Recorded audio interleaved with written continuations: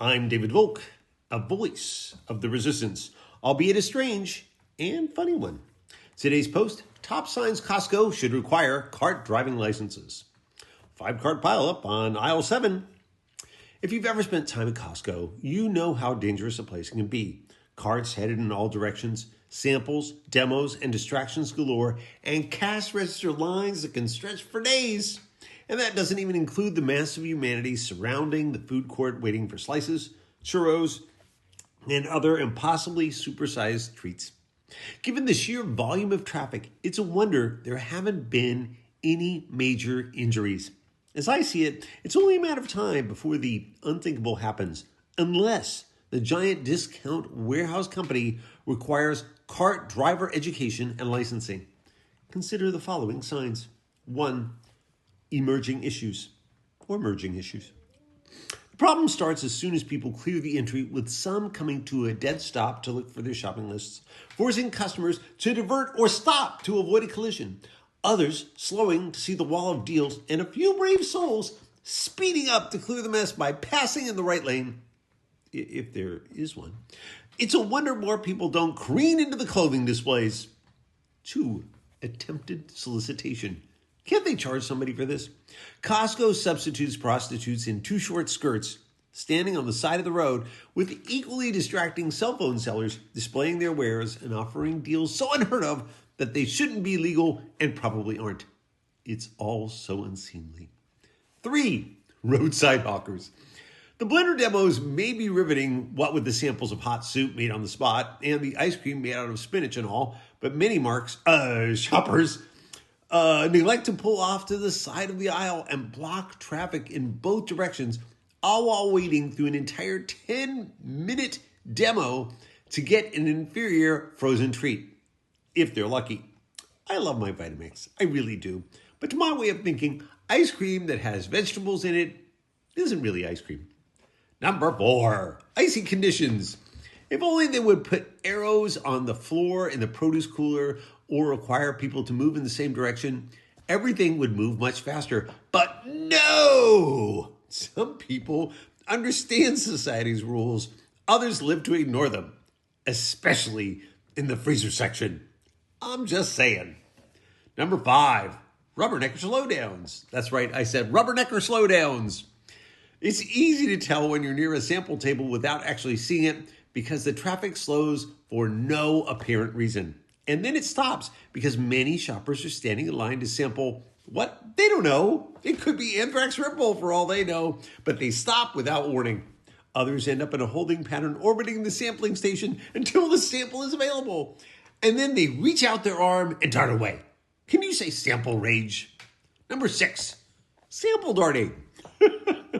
If that wasn't bad enough, some drivers will also veer across the paths of several oncoming carts when they see that a sample is available. And it doesn't really matter what the sample is. It could be cheese and crackers, an electrolyte dip, or I don't know, maybe even antifungal medication on a cracker.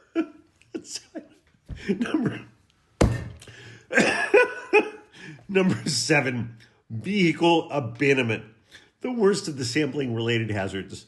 This occurs when someone in the middle of the line realizes there may not be enough samples to go around on the tray and rushes to the front of the line so they won't have to wait the 2 or 3 extra minutes for another round of product to be diced, sliced, scissored, bent, spindled, folded, or mutilated. They then stand there eating the product, chatting, slowing the line's progress, and bogging down traffic through the entire store. Number 8, lack of lane markings. You might not think that it would be necessary to divide the wide open aisles running the length of the store into lanes, but that's only because you haven't been there on a Saturday or a Sunday when everyone drives their carts based on the traffic laws of their countries of origin. Some drive on the right side, some opt for the left, others head into oncoming traffic, while still others choose to walk 3 or 4 abreast alongside the cart of the parent or partner who is making the buying decisions. And that doesn't even include the people who careen wildly into the main thoroughfare from side aisles devoted to clothing, books, and pharmaceuticals. Checkout lines. What is this, like 9, 8, 9? I don't know. Checkout lines. Although most cart drivers know to leave a little space at parking lot exits to allow people to enter traffic when there's a red light. Shoppers at Costco don't seem to be so inclined when other customers need to run the gauntlet from, say, electronics to the pharmacy via the checkout area. It's almost as if they not only expect them to button the line, which they aren't going to do, they also expect them to take the entire line away. Jeez. People. This is Costco. The company has had a bit of experience dealing with high velocity, and they're all about getting you out of line and into the food stand where you can block even more traffic. 10, I think. The final scrum, exit, something. I don't know what the hell. Final scrum. Now that you've finally gotten through checkout, the food stand, and successfully ignored the home improvement toots. Or is that touts? I don't know. It's time to leave. First, you have to stand in line so that someone can review your receipt, however. Why? I'm not sure. Maybe it's an employment program for employees with fewer skills. The location new hires are put because it's where they can do the least damage. Or a much sought-after assignment, or possibly a penalty box for employees who don't play well with others. I'm not really sure. But I do know it's the site of the final scrum where shoppers try to outrun other shoppers to get into the fast-moving line while trying to pretend they aren't jockeying for position. I swear, sometimes I see more adjusting going on there than a guy's locker room at a gym as people switch lines back and forth up until the last minute in hopes of getting the fastest receipt reader to save a few seconds on their way to the parking lot, which is its own challenge, but theoretically, everyone there already has a driver's license. I've been David Volk, a voice of the resistance, albeit a strange and impatient one.